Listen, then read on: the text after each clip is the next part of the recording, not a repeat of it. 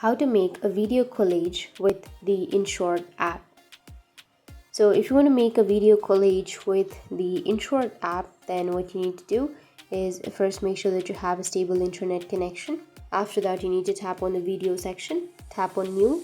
After that, go with a blank one. Once you're on the blank, you just need simply swipe and go with the background. From the background, for example, I'll go with white background. Now from here, you can go with plus, which is on the bottom left, and then go with a video or a photo. So in my case, I'll go with a video, which is a video collage, right? This video is about a video collage.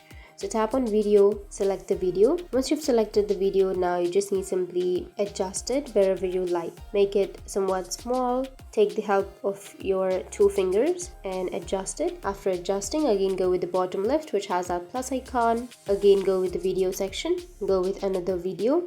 So before adding the videos, make sure that you're using the option of pip, which is here on the left side. And once you've selected pip, then you can just simply adjust the videos. And again, tap on the pip, which is on the left side, add another video. And in this way, you'll have a video collage. So that's it. And if you have any questions, feel free to comment below.